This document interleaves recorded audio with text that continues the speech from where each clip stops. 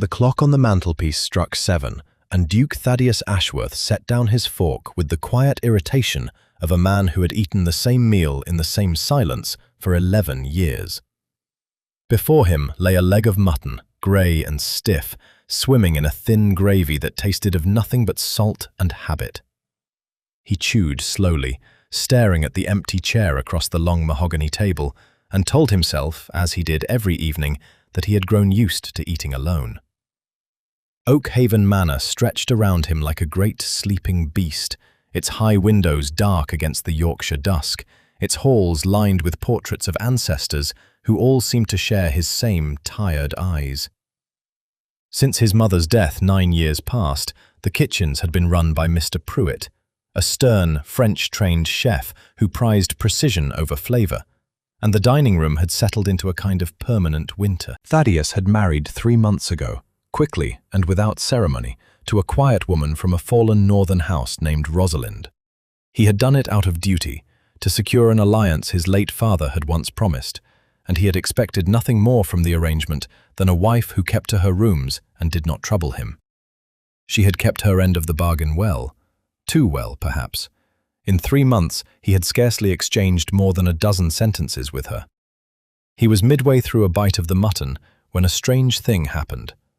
A smell drifted into the dining room, faint at first, curling beneath the door like smoke, then growing stronger. It was warm and sharp and sweet all at once, ginger perhaps, or cinnamon, mixed with something herbal he could not name. It was nothing like the food on his plate. It was the smell of a home he barely remembered having. He glanced up, frowning, and noticed that the head footman, a solid young man named Wilkes, who had stood dutifully by the sideboard through 1,000 silent dinners, was no longer at his post. "Wilkes," Thaddeus said, and there was no answer. He rose from the table, mildly annoyed, and walked toward the corridor that led to the servants' passage, following the fragrance the way a man follows a memory he cannot place. The scent grew stronger near the scullery stairs, and there, through the half-open door, he saw the footman standing perfectly still, eyes closed, breathing it in as though it were the finest wine in his cellar. "What is the meaning of this?" Thaddeus asked. Wilkes startled so violently he nearly dropped the tray in his hands. "Your Grace, forgive me. I was passing, and the smell—" "What smell?" Before Wilkes could answer, a small voice spoke from further down the passage. "It is only a broth, Your Grace. Nothing worth troubling the footman for." Thaddeus turned. There, standing in the low light of the pantry, with a wooden spoon still in her hand and a plain apron tied over her evening dress, was his wife. He had seen Rosalind perhaps 100 times since their wedding, always composed, always quiet, always dressed in the modest grey and lavender gowns that suited a woman determined not to be noticed. He had never once seen her in a kitchen. He had certainly never seen her cooking. "Lady Rosalind," he said, and the surprise in his own voice startled him. "What are you doing?" "I did not feel quite myself this evening," she said simply, "and I find a spiced broth settles my stomach better than anything cook prepares. I hope I have not disturbed the household." He looked past her into the pantry, where a small pot bubbled over a low flame, and the fragrance rose from it in soft curls of steam. Ginger he could smell now, and something dried and citrus sweet, and beneath it all a warmth that made his own stomach, which had ached dully for years without explanation, give an odd little twist of longing. "You cook," he said, and it was not quite a question. "A little," she said, and there was the faintest colour in her cheeks, though whether from the heat of the stove or something else he could not tell. "My mother taught me, before things changed for us. It is not a skill much valued in a duchess, I know. I did not think it worth mentioning." Thaddeus said nothing for a moment. He was aware, distantly, that his mutton was growing cold in the dining room, that Mr. Pruitt would be offended if he learned the Duke had gone wandering into the scullery like a curious boy, that a man in his position did not linger in doorways watching his wife stir a pot. And yet he did not move. "Wilkes," he said at last, without looking away from Rosalind, "return to the dining room. I shall finish my supper shortly." Wilkes bowed and hurried off, visibly relieved to escape. "You needn't trouble yourself further," Rosalind said, turning back to the pot. "I only meant to make enough for myself." "No," Thaddeus said, surprising himself again. "Finish it. I find I am no longer very hungry for mutton." He did not stay to explain why he said it, only turned and walked back toward the dining room, his footsteps slower than before, his mind circling back again and again to the smell that had pulled a grown footman from his post and a duke from his own table. It was only broth, she had said. But something in him, some old and buried thing he had thought long since starved to silence, had recognized it as something else entirely. Something that smelled, unaccountably, like his mother's kitchen, though he could not say why, and though his mother had been gone for nearly a decade. Rosalind woke before the sun, as she always did. It was a habit left over from her past in the north, when her family's house had still stood proud on its hill, and her mother had risen at dawn to see the ovens lit before the servants stirred. That house was gone now, sold to settle debts she had never fully understood, and her mother was gone too, but the habit remained, stitched into her like a seam that would not come loose. She dressed quietly, careful not to wake the maid who slept in the small chamber beside hers, and made her way down the back stairs to the scullery before the rest of the household had risen. The kitchen at that hour belonged to no one. Mr. Pruitt would not appear until 7, and the younger kitchen girls would not begin their work until 6:30. For 1 hour, the great copper pots and the wide hearth were hers alone. She set a pot of oats to simmer, adding dried apple and a measure of honey, a pinch of nutmeg, and a handful of walnuts she had brought from her old home's stores, carried south in a wooden chest that held little else of value. It was a northern porridge, thick and warming, the kind her mother had made every winter morning to guard against the damp cold that crept into the joints and settled there.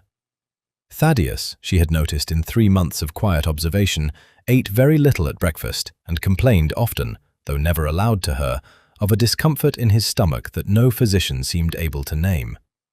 She had not meant to cure him, she had only meant to feed herself, as she had the night before. But the pot was large, and there was more porridge than one woman could eat, and she left it on the low flame, covered, when she returned upstairs to dress properly for the day. It was Mrs. Aldous, the head housekeeper, who found it first. "Whatever is this?" Mrs. Aldous murmured to herself, lifting the lid, and the smell that rose from the pot made her pause with the ladle halfway to her mouth. She tasted it, meaning only a small spoonful to satisfy her curiosity, and found herself eating 3 more before she caught herself. By the time Mr. Hollis, the butler, arrived to oversee the morning's preparations, 2 of the senior maids were already gathered round the pot with borrowed spoons, and Mrs. Aldous was flushed and laughing in a manner he had not seen from her in years. "What is the meaning of this disorder?" he asked, though his voice lacked its usual sternness, for the smell had already reached him and was working some quiet persuasion on his better judgment. "Taste it, Mr. Hollis," said one of the maids, a young woman named Effie, holding out her own spoon before remembering herself and blushing furiously. "Begging your pardon, but taste it." Hollis was a man of considerable dignity, 40 years in service, and not given to indulging the whims of kitchen maids. But he took the spoon. He had eaten well in his years at Oakhaven, for the estate was wealthy and its larders full, but he could not recall the last time a dish had made him close his eyes the way this one did. It was not fashionable food. It was not the delicate French sauces Mr. Pruitt prided himself on. It was simple and warm, and tasted, absurdly, of comfort itself. He set down the spoon and considered, for a long moment, the tray already prepared for his Grace's breakfast. 2 slices of toast, badly burnt at the edges as they always were, since the kitchen person responsible for the toasting rack had never quite mastered his task, and a boiled egg gone slightly cold from waiting. "Effie," Hollis said slowly, "fetch me a clean bowl." He ladled a generous portion of the porridge himself, arranged it with the same careful attention he gave the finest china, and carried it up to the breakfast room with the burnt toast left behind on the scullery table, uneaten and unmourned. Thaddeus was already seated when Hollis entered, his expression set in the same flat patience he wore every morning, bracing himself, as he always did, for the familiar ache that settled behind his ribs an hour or so after his meal. He had lived with it so long, he no longer thought of it as unusual. It was simply part of mornings, the way rain was part of autumn. He looked at the bowl set before him with faint surprise. "This is not my usual breakfast," he said. "No, Your Grace. Cook thought you might care for something different this morning." It was not, strictly speaking, a lie. Hollis had simply left the matter of which cook rather vague. Thaddeus ate without much thought at first, his mind occupied with a letter from his estate manager concerning the autumn harvest. But somewhere between the second spoonful and the fourth, he found himself eating more slowly, more deliberately, aware of the way the honey and nutmeg lingered pleasantly rather than sitting heavy in his chest as most foods did. He finished the bowl entirely, which he had not done with a breakfast in longer than he could remember. An hour passed, then 2. He rode out to inspect the eastern fields with his steward, discussed grain prices, reviewed accounts in his study, and it was not until midday, when he paused to take a cup of tea, that he realized something had changed.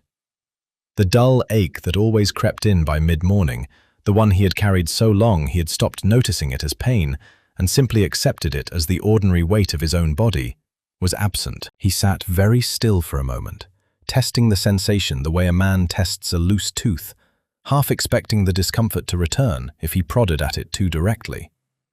It did not. "Hollis," he called, and the butler appeared promptly at the study door. "That breakfast this morning, where did it come from?"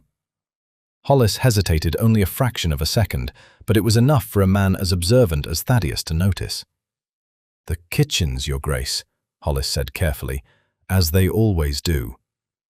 Thaddeus said nothing further, but he did not entirely believe it, and long after Hollis had gone, he found himself thinking again of the scent that had pulled him from his own dinner table the night before, and wondering, with a curiosity he could not quite explain even to himself, whether the two mysteries were somehow the very same one. By the second day, the story of the porridge had travelled through Oakhaven the way such stories always travel through a great house.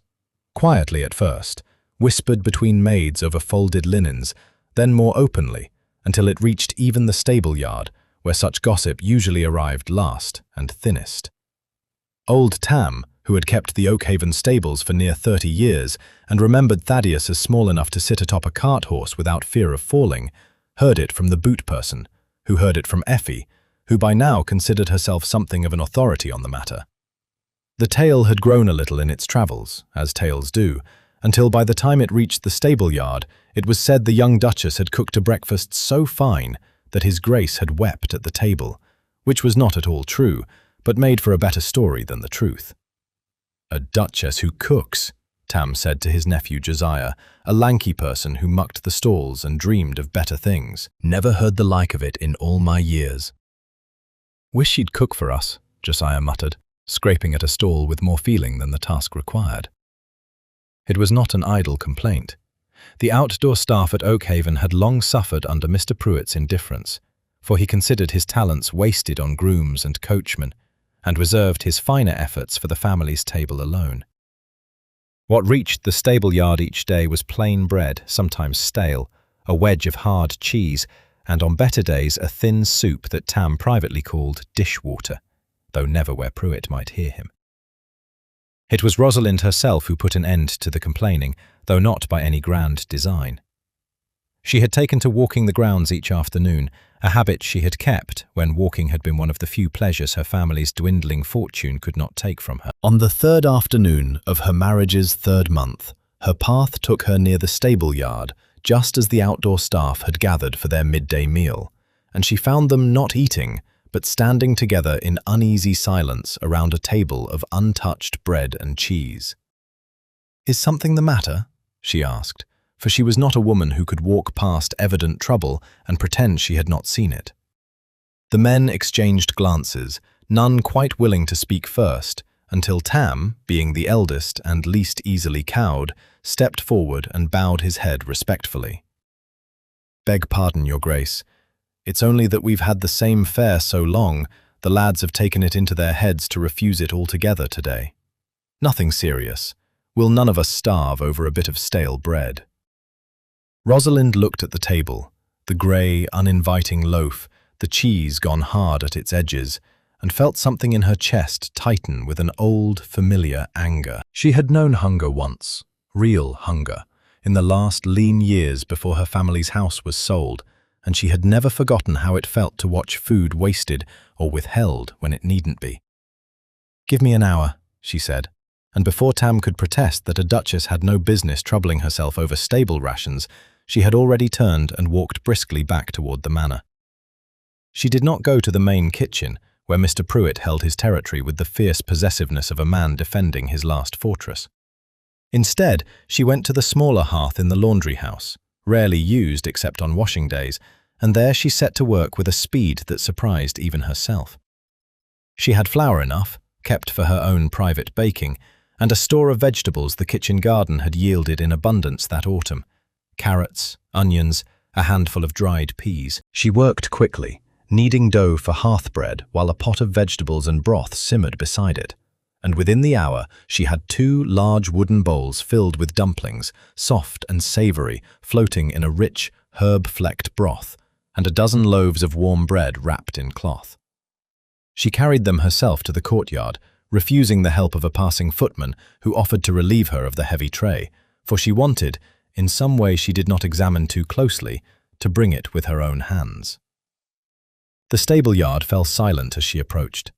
Tam rose first, removing his cap, and one by one the other men followed, some awkward with surprise, none quite sure what was expected of them when a duchess appeared before them, carrying her own cooking. "I understand plain fare grows tiresome," Rosalind said, setting the tray upon the table. "I hope this makes for a better afternoon." For a moment no one moved, uncertain whether it was proper to eat food prepared by a duchess's own hands while she stood watching. It was Josiah, hungry and young enough not to overthink the matter, who broke the silence by reaching for a dumpling and biting into it without ceremony. His eyes widened. He said nothing for a moment, chewing with the solemn concentration. "You'd best try this," he said, "before I eat it all myself." That was enough. The men fell upon the bread and dumplings with the unguarded enthusiasm of people who had forgotten what it was to enjoy a meal, and Rosalind stood at the edge of the yard, watching them eat, feeling a quiet warmth spread through her chest that had nothing to do with the kitchen fire she had just left. "You've a gift, Your Grace," Tam said, once the initial hunger had been satisfied and he could speak without a full mouth. "A rare one. My own mother made dumplings near as fine, God rest her." "It is only a recipe," Rosalind said, though she did not quite believe her own words as she said them. She did not tell him that the recipe, like the porridge, had come from a worn leather book with brass clasps, filled with a stranger's careful, faded handwriting, that she had carried south from her old home and guarded as carefully as any jewel, though it held no gold and no gems, only recipes and small notes written in the margins that spoke of a kitchen and a family she had never known, and a woman whose name she had never once heard spoken at Oakhaven, despite living beneath her son's roof for 3 months now. By the 4th day, Thaddeus could no longer pretend the disruptions across his estate were mere coincidence. His steward had reported that the stable hands had worked with unusual cheer that morning, singing over their tasks in a manner not seen since before old Lord Ashworth's death. Mr. Pruitt had come to him red-faced and indignant, complaining that half the household staff had lost their appetite for his cooking entirely, though he could not say why, only that trays were returning to the kitchen barely touched, while the servants grew mysteriously well-fed elsewhere. And Thaddeus himself, 3 mornings running now, had eaten breakfasts he had not ordered and found himself, for the first time in years, free of the ache that had plagued him so long he had ceased to think of it as strange. He summoned Rosalind to his study, uncertain exactly what he meant to say to her, only that the matter required an answer. She arrived promptly, dressed in her usual quiet grey, her dark hair pinned neatly beneath a small cap, and stood before his desk with the composed stillness that had become so familiar to him and told him almost nothing at all. "You sent for me, Your Grace?" "I did." He set down his pen and studied her for a moment, unsure how to begin. "There have been changes in this household these past days. Changes I understand you are responsible for." "I did not mean to cause any trouble," she said carefully. I only meant to feed myself, and then the staff. I did not think it would draw such notice." "The staff have all but abandoned Mr. Pruitt's kitchen," Thaddeus said. "My own breakfast has changed without my order. I find I no longer suffer the pains I have carried for years, and I do not know whether to be grateful or alarmed." A faint, uncertain smile touched her lips. "I hope gratitude, Your Grace, though I understand if the second feels more natural." He almost returned the smile. He caught himself before he did, some old habit of guardedness pulling his expression back into its usual stillness, and rose instead to pace the length of his study, his boots silent against the thick carpet. It was as he turned near the window, his mind still turning over what to say, that his eye fell upon the small wooden chest she had brought with her when she moved into the house, still sitting, unremarkably, in the corner of the study, where she had left it that morning after fetching something from within. The lid stood slightly open, and there, nestled among a few folded shawls and letters, lay a book. He crossed the room before he quite knew he meant to, and lifted it from the chest with hands that had gone suddenly unsteady. It was bound in worn brown leather, its corners softened with age and handling, fastened with two small brass clasps shaped like leaves. He had not seen it in 9 years.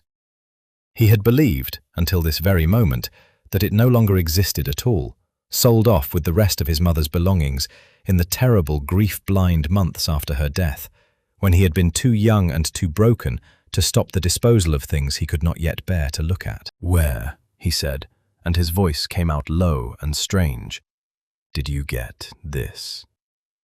Rosalind's face changed instantly, alarm replacing her earlier ease. "Your Grace." "Answer me." He turned the book over in his hands, and there, stamped faintly into the leather near the spine, were initials he recognized with a jolt that reached all the way to his chest. E.A. Eleanor Ashworth. His mother's book. Her recipes, her handwriting, her private world which he had never once been permitted to enter, for the kitchens had always been hers alone, a refuge from a marriage that had given her little joy. "It is mine," Rosalind said. "It has been mine for years." "This belonged to my mother," Thaddeus said, and something cold moved through him, displacing whatever warmth had begun, cautiously, to grow between them these past days. "How does a stranger from the north come to possess my mother's private book, unless she took it or bought it from someone who had no right to sell it?" "I did not steal it," Rosalind said, her voice rising slightly, though she caught herself and softened it again. "I have never lied to you, Your Grace, and I will not begin now, but there is more to explain than I can say in a single breath, and I ask only that you allow me the chance to." "I ask for nothing more than an honest answer," he cut in, and the sharpness in his own voice surprised even him. He had not meant to sound so harsh, but grief, old and poorly buried, had risen in him faster than reason, and beneath it ran a darker thought he could not silence. That this woman, this quiet stranger he had married for duty and barely known these 3 months, had somehow found her way into the one private corner of his mother's memory that he himself had never been allowed to touch, and was now parading it through his kitchens as though it belonged to her. "You believe I mean to mock you," Rosalind said quietly, reading the accusation in his face before he had fully spoken it. "You believe I have taken something precious and made a spectacle of it. Have you not?" She said nothing to that. What could she say, when the truth was so much larger and stranger than anything he was prepared to hear, and when his eyes, usually so guarded, were now bright with a pain she had not caused, but could not yet explain away?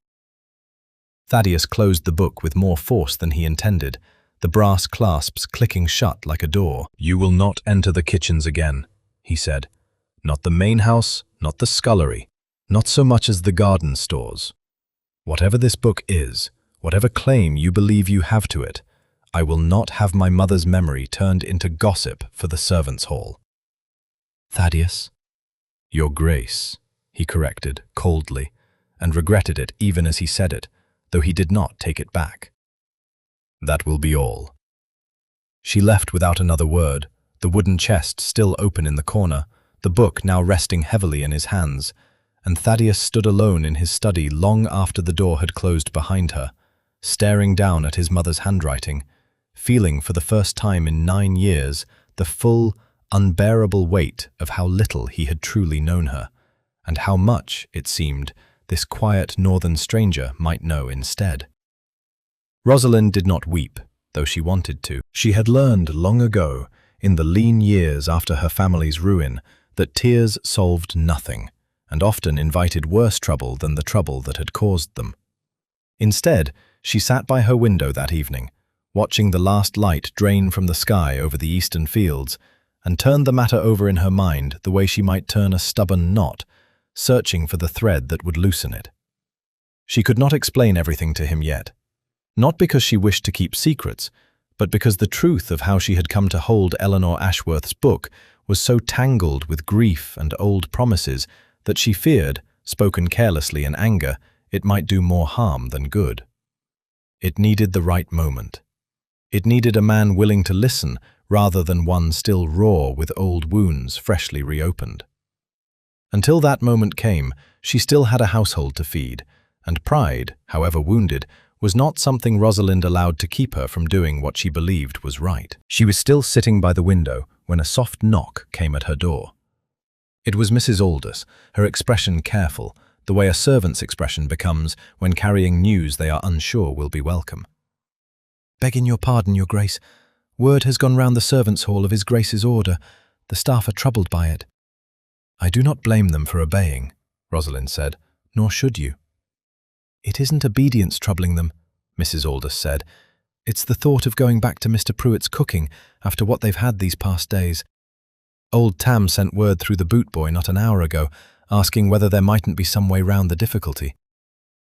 Rosalind considered this for a long moment, and something in her, some old stubbornness inherited from a mother who had never once let hardship dictate the shape of her kindness, hardened into resolve.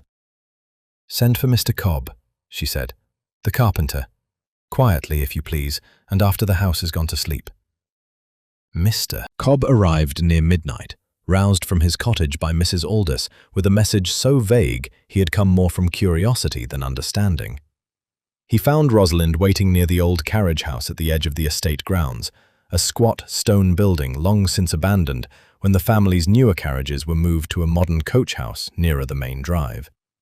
Its roof had a few loose slates, and its floor was thick with years of dust and cobweb, but its walls were sound, and it had, tucked in one corner, an old iron stove that had once warmed the coachman through winter waits. "You mean to cook here, Your Grace?" Cobb asked, holding his lantern higher to survey the dim, dusty space. "I mean for this household to eat well," Rosalind said, "without troubling His Grace's peace of mind further. Can the stove be made to draw properly?" Cobb, a practical man not given to asking questions he did not strictly need answered, examined the old flue, tested the stovepipe, and pronounced the matter solvable with a day's honest work and a fair quantity of soot removed from the chimney. "I'll need help sweeping the flue," he said, "and someone to fetch stone for patching the hearth where it's cracked."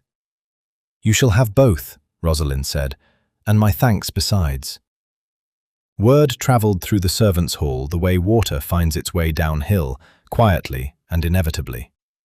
By the following night, a small band of the household's most trusted staff had gathered at the carriage house under cover of darkness.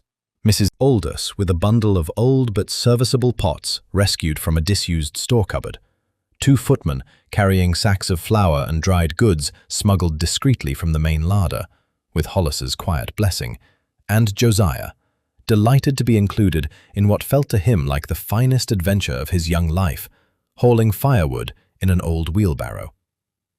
Hollis himself came last, standing in the doorway with the faint discomfort of a man who knew he was participating in something his master would not sanction, and had decided, after long consideration, that his loyalty to the household's happiness outweighed his loyalty to a single ill-tempered order. "I ought to forbid this," he said to Rosalind, though there was no real force behind the words. "Then forbid it," Rosalind said gently, "and I shall understand." Hollis looked round the carriage house, at Cobb kneeling by the newly cleaned hearth, at the footmen stacking sacks of flour with more enthusiasm than they had shown for any task in months, at Mrs. Aldous, already sorting through pots, with the brisk satisfaction of a woman returned to purposeful work. "I find," Hollis said slowly, "that my memory of His Grace's exact words grows uncertain the longer I stand here. Perhaps he meant only the main kitchens. This is, after all, a carriage house." Rosalind allowed herself, for the first time in 2 difficult days, a genuine smile.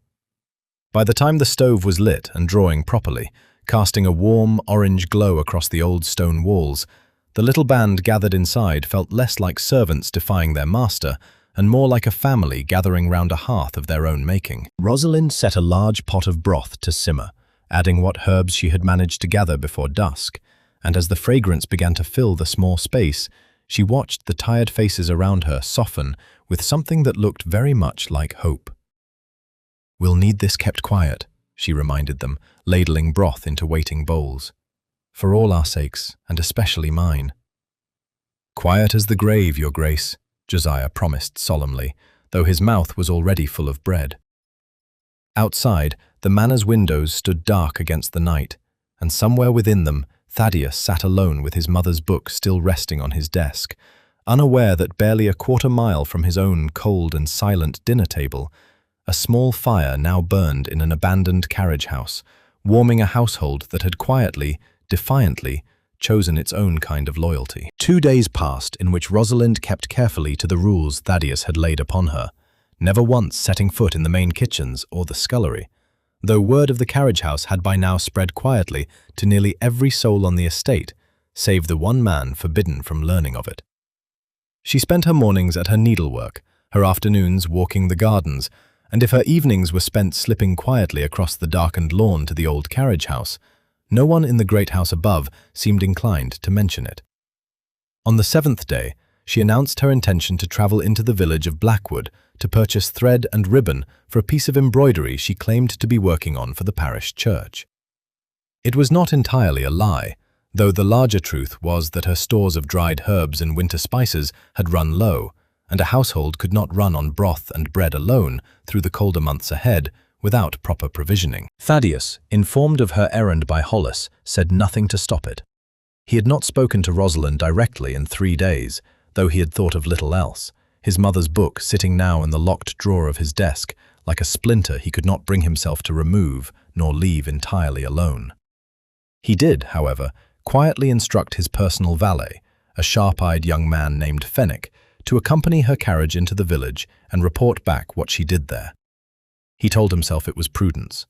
A duke could not have his Duchess's activities remain entirely unaccounted for, particularly after the strange business of the book. He did not examine too closely the smaller, more uncomfortable truth that some part of him wished simply to know more of her, and lacked the courage, after his own harsh words, to ask her himself. Fenwick followed at a discreet distance as Rosalind's carriage rolled into Blackwood's market square, expecting to observe little more than the ordinary business of ribbon and thread. What he found instead surprised him considerably. The moment Rosalind stepped down from the carriage, a stout woman selling vegetables from a wooden cart called out to her by name, waving eagerly. "Your Grace, I saved the finest of my winter roots for you, just as you asked." Fenwick, watching from beneath the awning of a bookseller's shop, frowned and drew closer, careful to keep himself unnoticed among the market crowd. Rosalind greeted the vegetable seller warmly, examining a basket of parsnips and turnips with the practiced eye of someone who understood produce far better than any lady of the manor had cause to, and after a brief, friendly exchange, moved on to a spice merchant's stall, where an elderly man greeted her with something close to reverence. "I've been saving the good cinnamon bark for you, my lady, same as last time," the merchant said, drawing a small parcel wrapped in brown paper from beneath his table rather than the ordinary stock displayed for common customers. "None of the dust and filler the city merchants sell. My own daughter learned to make a proper spiced bread from the recipe you shared with her mother, God rest her." "How does your daughter fare?" Rosalind asked, and the warmth in her voice was unmistakable, entirely unlike the careful, measured tone Fenwick had heard her use in the great house. "Married now," the merchant said proudly. "She still uses your recipe every Sunday, says it reminds her of her mother's kitchen." Fenwick watched, increasingly bewildered as the pattern repeated itself at stall after stall. A baker pressed a fresh loaf into her hands, refusing payment, insisting she had taught his apprentice a trick with proving dough that had saved his shop from ruin the previous winter. A woman selling honey spoke to her as though greeting an old friend, asking after her health and pressing an extra jar into her basket with a wink. Nowhere did Rosalind purchase silk or jewellery or any of the fineries a duchess might be expected to favour. She purchased herbs, spices, dried fruit, flour of a particular fine grind, and everywhere she went, she was met not with the stiff, deferential courtesy owed to a noblewoman, but with the easy, genuine warmth reserved for someone deeply and personally liked. It was nearing an hour before Fenwick understood, watching her laugh freely with a fishmonger's wife over some shared joke about burnt bread, that whatever report he carried back to his master would not be the one Thaddeus expected. He found Rosalind at last, near the edge of the square, examining a small crate of dried apricots with evident satisfaction, and could not entirely stop himself from approaching, though it was hardly his place to speak to her directly. "Your Grace seems well known in Blackwood," he ventured. Rosalind glanced up, unsurprised, for she had noticed him trailing her since the carriage first arrived, and had simply chosen not to remark upon it. "I have spent many afternoons here since coming to Oakhaven. There is little enough for a duchess to do with her time, Mr. Fenwick, and I found I preferred the company of the market to embroidery I have no talent for." "They speak of you as though you were kin to them." "Perhaps because I have never treated them as though I were above them," she said simply. "My own family had little enough, once, that I have not forgotten what it means to go without. I find people remember kindness longer than they remember rank." Fenwick had no answer to that, and something in her plain, unguarded honesty left him more troubled by the errand his master had set him than by anything he had actually witnessed. He rode back to Oakhaven ahead of her carriage, turning over in his mind how he might explain to a duke, still raw and suspicious over a stolen glimpse of his mother's book, that the wife he had ordered watched for secrets had spent her market day handing out kindness to shopkeepers and being loved for it in return, and that whatever else Lady Rosalind might be hiding, deceit did not appear to number among her faults. Fenwick's report, delivered hesitantly to his master 2 days after the market visit, did little to ease the strange, unsettled feeling that had taken root in Thaddeus since the discovery of his mother's book. If anything, it deepened it. "She is beloved in the village," Fenwick admitted, choosing his words with obvious care. "Not merely respected, Your Grace. Beloved. The tradesmen speak of her as they might speak of a favourite daughter. She purchases nothing but provisions and gives away as much kindness as coin, it seems." Thaddeus said nothing for a long while after Fenwick had gone, sitting alone in his study with the locked drawer of his desk drawing his eye again and again, as it had every evening for the better part of a week. He told himself the matter was settled, that he had given his order and his household had obeyed it, and that whatever unresolved grief the book had stirred in him was his own burden to carry, not hers. He did not yet know that his household, on this particular matter, had quietly stopped obeying him 3 nights before. By the 9th day, the little kitchen in the old carriage house had become something more than a hidden convenience for hungry servants. It had become, in the careful, unspoken way such things happen among people who have found something worth protecting, the true heart of Oakhaven's household life. That evening, as rain began to patter softly against the manor's high windows, Hollis approached the senior staff with an air of solemn conspiracy that would have looked, to any outside observer, faintly ridiculous on a man of his considerable dignity. "Mrs. Aldous has taken a chill," he announced to the assembled footmen at the servants' hall, though Mrs. Aldous, standing directly behind him in perfectly robust health, said nothing to contradict it. "Effie is troubled by a headache. I myself find my knees paining me something dreadful in this weather. I fear none of us are fit to serve His Grace's dinner properly this evening." The footmen exchanged glances that suggested they understood the game perfectly well and were more than willing to play their part in it. "A great pity," said Wilkes solemnly, "that we shall all have to take our rest early tonight."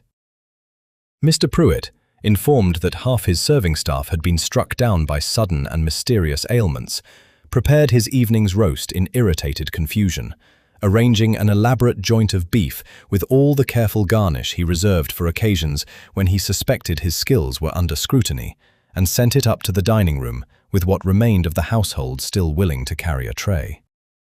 Thaddeus ate alone, as he had every night since his wife's banishment from the kitchens, and found the roast, for all its careful preparation, tasted of very little at all. He did not know that barely a quarter-mile away, across the wet lawn and past the dark hedges, a very different dinner was underway. The carriage house glowed warm against the rain, its small windows fogged with steam, its iron stove working hard beneath a great pot of beef shank stew that had simmered since early afternoon, thick with root vegetables and dark with the rich, slow-cooked flavor that no amount of Mr. Pruitt's French sauces could ever hope to imitate. Rosalind ladled it into waiting bowls as one by one the household's afflicted staff arrived, damp from their dash across the lawn, shaking rain from their cloaks and settling onto upturned crates and borrowed stools around the small hearth. "If my knees ever recover from this dreadful chill," Hollis said, accepting his bowl with great ceremony, "I shall consider it entirely due to your Grace's excellent cooking." "Your knees are a fine actor, Mr. Hollis," Mrs. Aldous said. "I nearly believed the ailment myself."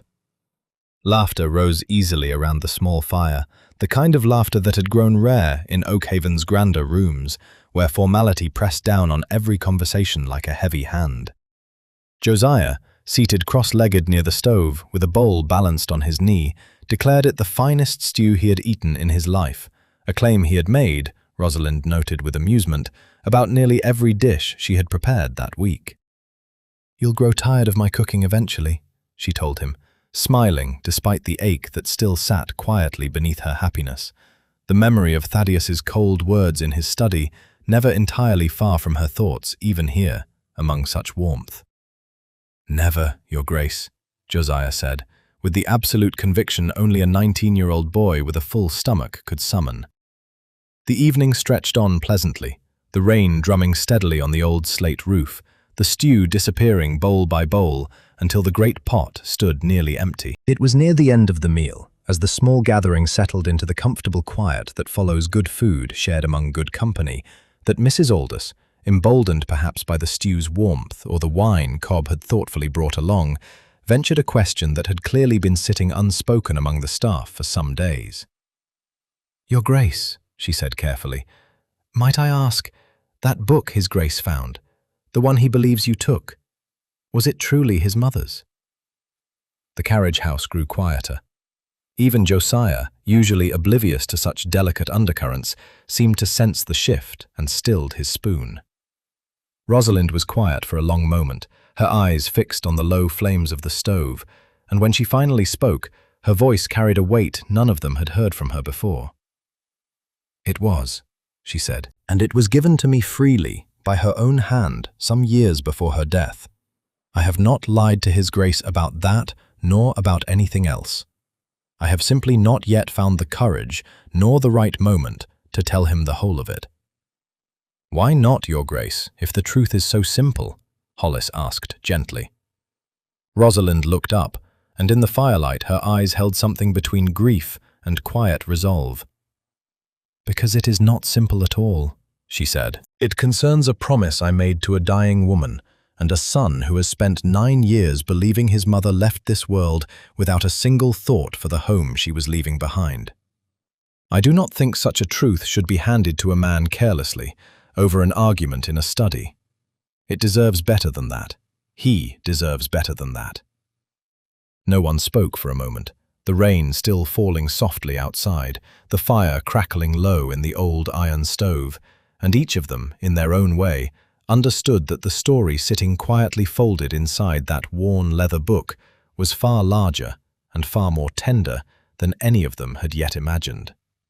The seasonal gathering had been arranged months before Rosalind's arrival at Oakhaven, a tradition Thaddeus's father had begun decades ago, and which Thaddeus, out of habit more than enthusiasm, had never troubled himself to end. Neighbouring families of standing were invited each autumn to walk the grounds, take tea in the conservatory, and exchange the sort of polite, glittering conversation that passed for friendship among the gentry, though it was, more often than not, a careful trading of favors and alliances dressed in silk and good manners. Thaddeus had considered, briefly, cancelling the gathering this year. His household felt unsettled, his own thoughts more unsettled still, and the last thing he wished was to parade his uncertain marriage before the scrutiny of his neighbours. But cancelling would have invited more questions than hosting, and so the gathering proceeded, and Oakhaven's grand rooms were opened once more, the conservatory filled with the low murmur of visiting voices and the clink of fine china. Rosalind moved through the gathering with practiced composure, greeting guests, pouring tea, enduring the polite, probing questions of women who wished to know more of the quiet northern bride no one seemed to know very much about. She kept the leather book close that day, tucked within a small embroidered bag she carried at her wrist, unwilling to leave it unguarded in her rooms while the house was full of unfamiliar faces. It had become, in the weeks since Thaddeus's discovery, something she guarded instinctively, the way one guards a wound still healing. It was this very caution that drew the attention of Lord Loudon. Loudon was a neighbouring landowner of modest fortune and considerable ambition, a man whose estate bordered Oakhaven's eastern fields and who had long coveted the rich grazing land that lay along the disputed boundary between their two properties. He had attended the gathering as he attended every such event, less for pleasure than for opportunity, his sharp eyes forever measuring the value of whatever crossed his path. He noticed Rosalind's careful attention to the small embroidered bag early in the afternoon, the way her hand returned to it unconsciously whenever she moved from one group of guests to another, the way she seemed reluctant to set it down, even to pour tea. A woman did not guard a beaded reticule so closely unless it held something of genuine value, and Loudon's mind, ever calculating, began at once to wonder what that value might be. "Your Grace seems very attached to your little bag today," he remarked to Rosalind, catching her near the conservatory's tall glass windows, where afternoon light fell warm across the potted ferns and late-blooming roses. "A keepsake," Rosalind said pleasantly, offering nothing further, though something in her tone made Loudon's suspicions sharpen rather than settle. He excused himself soon after and found a quiet moment to draw Thaddeus's own land steward aside, a man named Grimwood, whose loyalty Loudon had cultivated over several years with small gifts and larger promises. "Your master's wife carries something she is most eager to protect," Loudon said, keeping his voice low. "I wonder whether it might not be papers of some importance. Deeds, perhaps, or survey maps. A woman does not clutch an ordinary trinket so tightly." Grimwood, who knew rather more of Oakhaven's finances than a man in his position strictly should, considered this with interest. The boundary dispute along the eastern fields had simmered for years, and any document that might tip the matter in Loudon's favour would be worth a considerable sum to a man willing to sell such information. "I know only that His Grace has been unusually short-tempered these past weeks," Grimwood admitted, "and that it concerns some book his wife brought with her into the marriage. I have heard the servants speak of it, though carefully, as though it were a matter not meant for outside ears." Loudon's eyes gleamed with the particular satisfaction of a man who believes he has found precisely what he was looking for. A book, kept secret, guarded so closely even a duke's own household spoke of it only in whispers. It required little imagination to believe such a thing might contain estate records, private surveys, perhaps even correspondence that could prove useful in his long campaign for the eastern grazing land. "There is a tavern person in the village," Loudon said thoughtfully, "who owes me a considerable debt from a game of cards he was foolish enough to lose. I believe he might be persuaded to earn his freedom from that debt through a small errand this evening, once the gathering has drawn to its close and the household's attention turns towards supper." Grimwood, uneasy but unwilling to refuse a man whose favour he had come to depend upon, said nothing to discourage the scheme. By evening, as the last of the visiting carriages began rolling away down Oakhaven's long drive, and the household settled into the quieter business of clearing the conservatory, a thin, unremarkable young man slipped in through the servants' entrance, unnoticed among the general bustle of departing guests, his instructions from Lord Loudon clear and simple. "Find the leather book kept in the northern wing, wherever Lady Rosalind might have left it for safekeeping, and bring it quietly to the stable yard, where a small purse of coin would be waiting to settle his debt entirely. He did not know, nor did Lorden, what the book actually contained. He knew only that it was valuable enough to be worth stealing, and in a household as large and distracted as Oakhaven on the evening of its seasonal gathering, one more unfamiliar face moving quietly through the servants' corridors seemed unlikely to draw much notice at all. He was, in this assumption, very nearly correct. What he had not accounted for was a butler named Hollis, whose 40 years of service had made him unusually attentive to the particular way an unfamiliar face moves through a house it does not belong in, nor a household of servants who had, in recent weeks, developed a fierce and quietly determined loyalty toward the very book the young man had been sent to steal. Hollis had spent the better part of the evening seeing the last guests to their carriages, and by the time the final wheels had crunched away down the gravel drive into the darkness, he was tired in the particular way that came only from hours of careful smiling and careful watching.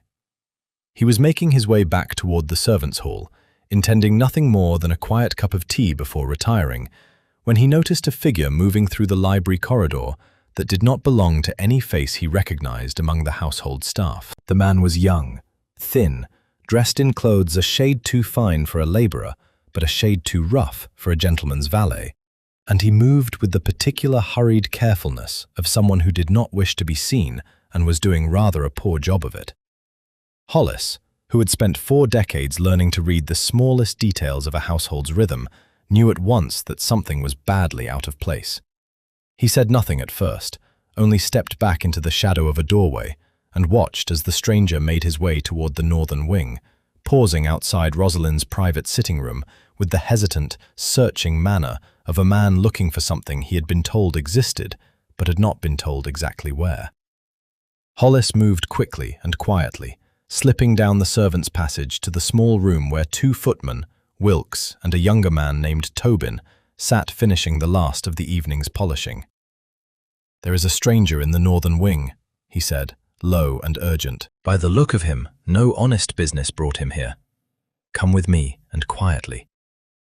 They found the man just as he emerged from Rosalind's sitting room, the leather book tucked beneath his coat, his face pale with the particular guilt of someone who has just done something considerably more frightening in practice than it had seemed in the planning. "Stop there," Hollis said, and his voice, though not raised, carried the unmistakable authority of 40 years spent commanding a great house. The young man froze for half a heartbeat, then bolted, but Tobin, younger and considerably quicker than either of his companions, caught him by the collar before he had gone more than a few paces down the corridor. The book slipped loose in the scuffle, sliding across the polished floor, and Wilkes retrieved it at once, holding it carefully, as though he understood, even without being told the whole of its story, that it was something precious. "Who sent you?" Hollis demanded, once Tobin had the young man firmly in hand, and any thought of further flight had clearly abandoned him. The thief, breathless and thoroughly frightened, needed little persuasion to speak. "A gentleman from the Eastern Estate, Lord Lorden. I owed him a debt, and he said the book held papers worth a great deal, that I'd only to bring it to the stable yard and my debt would be forgiven." Hollis exchanged a long look with Wilkes over the young man's head. It confirmed a suspicion that had been quietly forming among the household staff since the gathering began, that Lord Lorden's interest in the eastern boundary had grown considerably more aggressive of late, and that a man of his ambition would not hesitate to stoop to theft if he believed it might serve his purpose. "You will return to your Lord Lorden," Hollis said slowly, releasing the young man's collar himself once Tobin's grip had loosened. "And you will tell him that whatever he believes he sought here, he was mistaken in his information.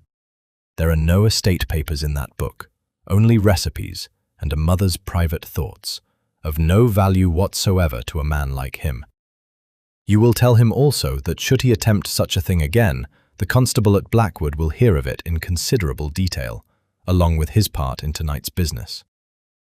The young man, thoroughly cowed and grateful beyond measure to escape with nothing worse than a fright, nodded rapidly and fled the house the moment Tobin stepped aside to let him pass, disappearing into the darkness of the drive without so much as a backward glance. Hollis took the book carefully from Wilkes's hands, turning it over once to satisfy himself it had suffered no damage in the scuffle, and stood for a long moment in the quiet corridor, considering what to do next.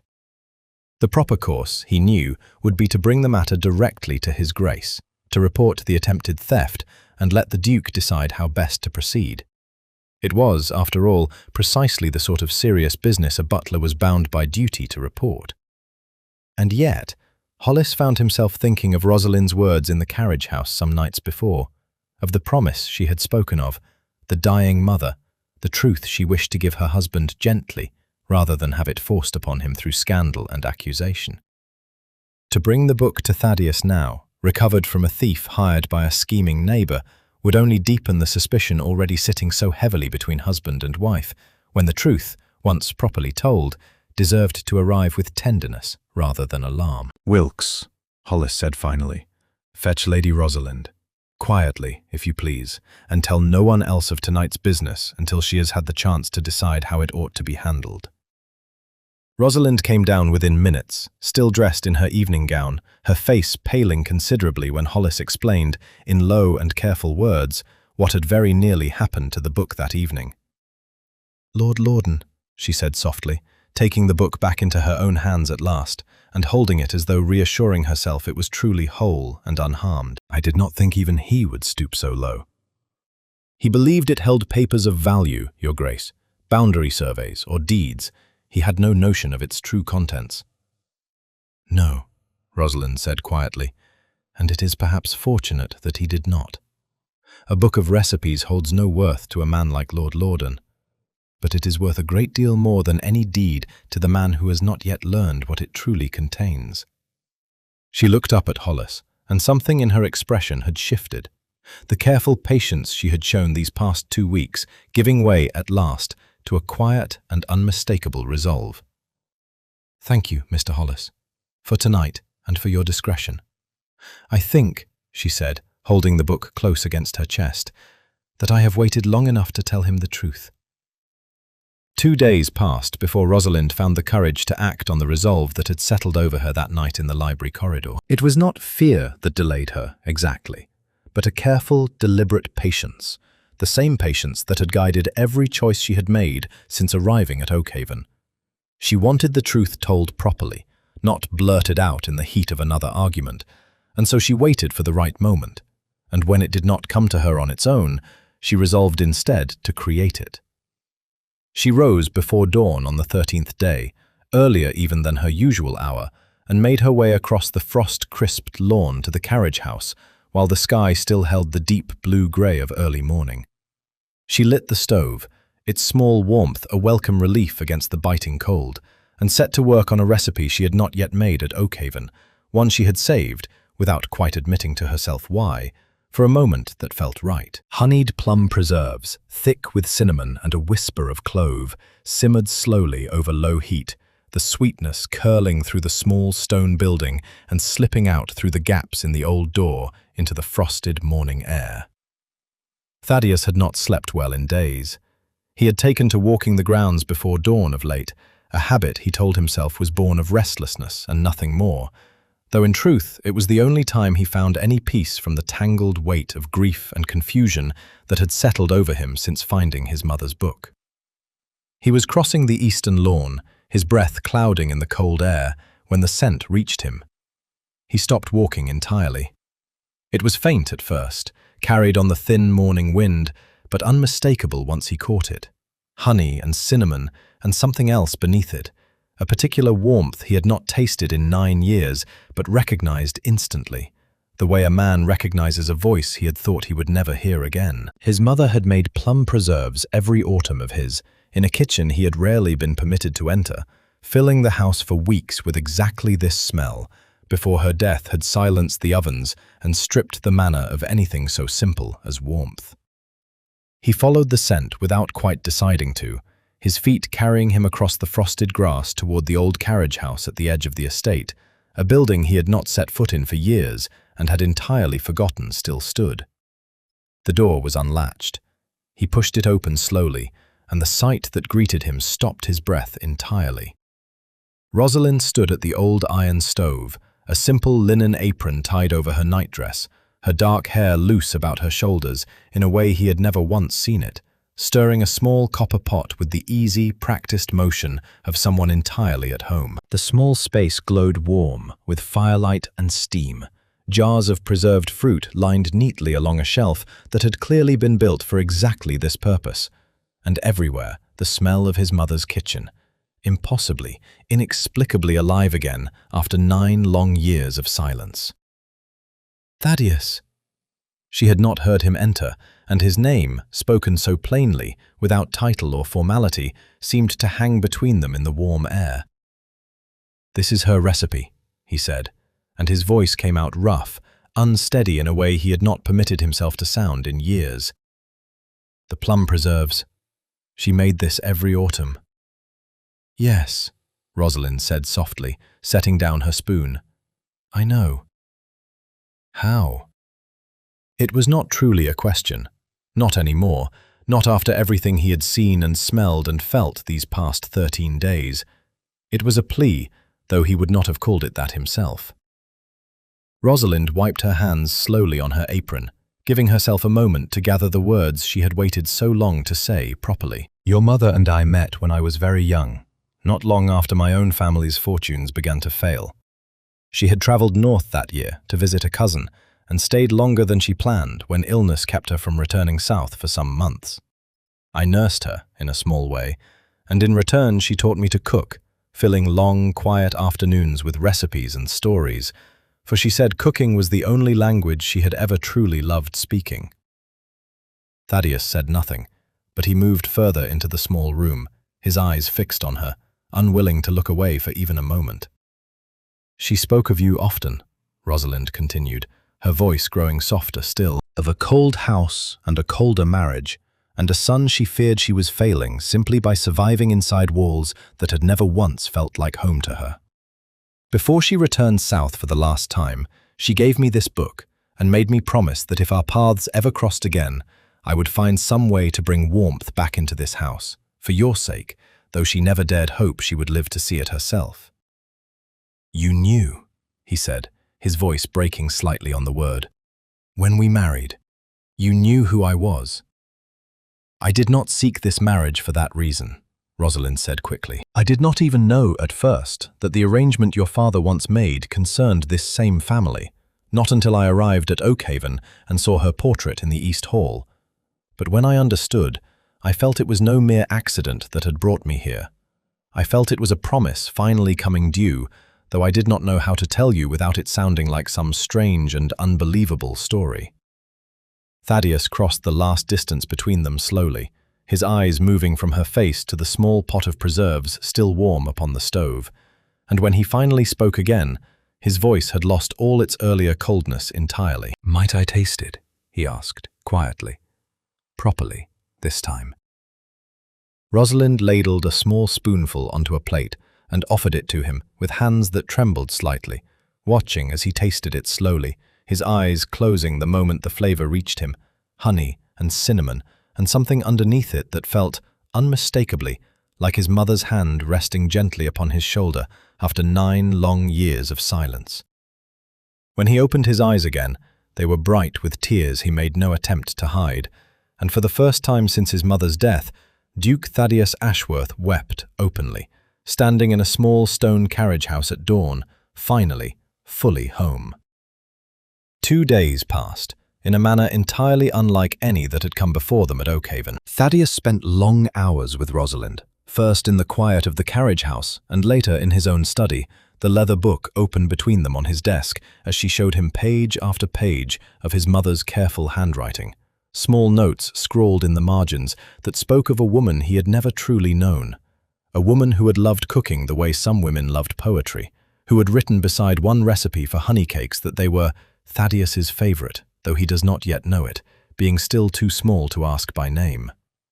A note that had undone him completely the first time he read it. He learned things in those 2 days he had spent 9 years believing he would never learn, that his mother had not been cold or distant by nature, as he had come to assume in his grief, but had simply found no place within the great, formal rooms of Oakhaven to be truly herself, until a kitchen far from the house's watchful eyes had become the only corner of her marriage where she felt something close to peace. He understood, reading her words, that she had wanted better for him than the same cold inheritance, and had entrusted a stranger with the task of delivering it, not knowing whether fate would ever grant the chance.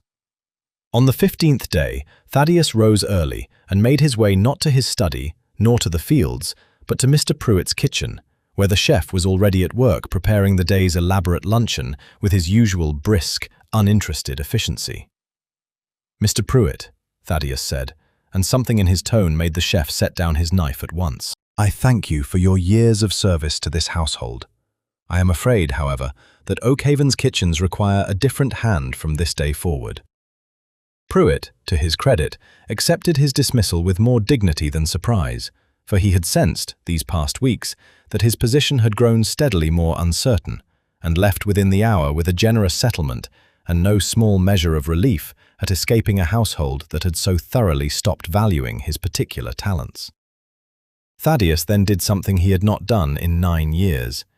He crossed to the heavy oak doors of the grand kitchen, doors that had remained largely closed to anyone but Pruitt's own staff since his mother's death, and unlocked them himself, the old iron key turning stiffly in a lock rarely used. He found Rosalind in the small garden behind the manor, gathering the last of the season's herbs before the frost claimed them entirely, and held the key out to her without a word of explanation needed between them.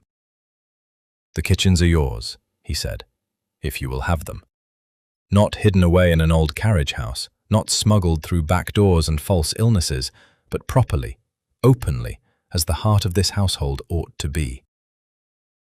Rosalind took the key with hands that were not quite steady, and for a long moment neither of them spoke, the autumn garden quiet around them save for the distant call of rooks settling into the bare trees. "There is one condition," Thaddeus added, and the faintest hint of a smile touched his mouth, the first genuine smile she had seen from him since her arrival at Oakhaven. "I should like to eat dinner with my wife tonight, properly, at the same table for once, rather than an empty chair across from me." That evening, the great dining hall of Oakhaven Manor, so long cold and silent, blazed with warmth and candlelight. Word had gone quietly round the household that His Grace himself had requested the entire staff join the family table that night, an unheard-of arrangement that Hollis, after the events of recent weeks, accepted with far less surprise than propriety might otherwise have demanded. The long mahogany table, which had for years seated only one lonely duke picking at overcooked mutton, now groaned beneath dishes carried up from the kitchen with evident pride. A rich beef shank stew that Josiah declared, for perhaps the 20th time, the finest thing he had ever tasted. Warm hearth bread, still steaming from the oven, honeyed plum preserves spread thick over fresh scones, and at the center of it all, a great roasted joint, prepared not by a stern French chef seeking to impress, but by a duchess who had finally been given leave to feed her household with her whole heart.